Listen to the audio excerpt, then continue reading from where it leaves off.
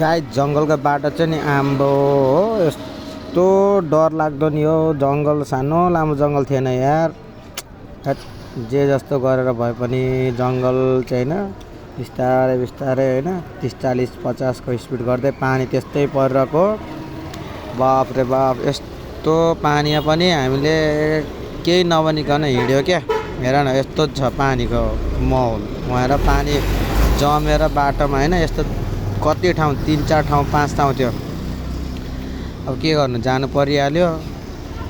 अब पानी फेरि अहिले त अलिक कम्ती भएको थियो, नत्र बिहान त कत्रो परेको थियो नि पानी।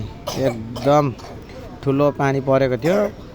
त्यो पानीमा भिज्दै पुग्यो नि हो हिँडेको। एकदम हिल्लो बाटो चिप्लिन झन्डै लडेको नि हो गाइज।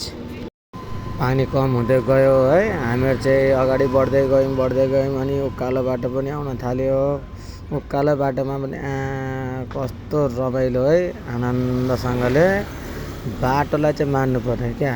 मैले आजसम्म बाटोहरू देखेको होइन, तर यो जस्तो सफा है उकालो अब हल्का बिग्रेको यस्तै बर्खामा यस्तै त हो। यस्तै बर्खामा भएर अनि हल्का गाह्रो भएको, नत्र त ठिकै हो। अनि उकालोतर्फ लागिन्छ हो गाइस, एकदम उकालो।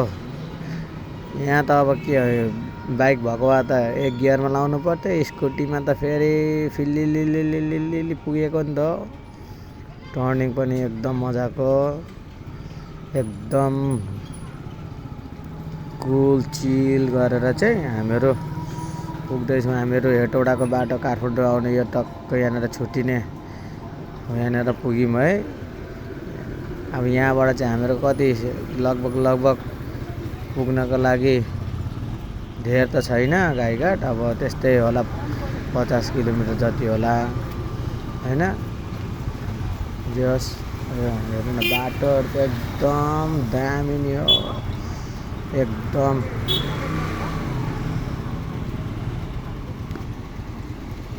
लगभग हामीहरू यस्तो बाटोमा ओहो आइपुग्यो। हामीहरू हेटौडा काठमाडौँ विमान भन्ने ठाउँको टक्क बोर्डमा आइपुग्यो है। अब हामीहरूको चाहिँ यहाँबाट रफ्तार सुरु भइरहेछ। जङ्गलको बाटो एकदम रमाइलो, चिसो हावा पनि है, शीतल पानी त्यस्तै परेको झन्डै नि हो। अब त्यो अहिलेको पानीमा त नि के भन्नु र, झन्डै स्कुटी बगाएको नि बिस्तारै ल्याएर। ठुलो पानी परे त सकिँदैन रहेछ यो रोडको बाटोमा पनि। पिच चाहिँ एकदम राम्रो चाहिँ एकदम पुरा अमेरिकाको जुन बाटो हुन्छ हो त्यस्तै छ पिच चाहिँ। तर त्यो 3 4 ठाउँमा चाहिँ अलिकति गाह्रो साह्रो केही नभनिकन हामीहरू बुढाबुढी चाहिँ है बाटो लाग्ने। तैपनि म र बुढी चाहिँ फिलिपिन्सबाट गएको क्या, फिलिपिन्सको, म चाहिँ नेपालको। त्यही भएर हामी चाहिँ गाईघाट पुरा घुम्नलाई गएको। रमाइलो त रमाइलो भइरहेछ अहिलेसम्म चाहिँ, त्यस्तो केही भएको छैन। एकदम रमाइलो मानेर कुदिरहेछौँ हामीहरू है। जस एकदम बाटो सोलिड भएको कारणले गर्दाखेरि चाहिँ त्यस्तो अलिकति केही भएर परेन। तर त्यो अलिक 3 4 ठाउँमा चाहिँ पानी नभएर चाहिँ गयो क्या। गाईघाटको सिनहरू यिनीहरू चाहिँ है, गाईघाटको राम्रो ठाउँको दृश्यहरू। यो चाहिँ माथि 12 नम्बर 56 को 12 नम्बरबाट फोटो खिचेको होइन। यो चाहिँ रौता पोखरी राम्रो छ एकदम राम्रो ठाउँ चाहिँ एकदम। हामीहरूको यो राधाकृष्ण मन्दिर स्तूपा त्यहाँनिरको है, जस रमाइलो थियो। गाईघाटको यो चाहिँ हामीहरूको काँस गाडी आयो सरर पारेर, जस राम्रो छ। See you guys, thank you for watching.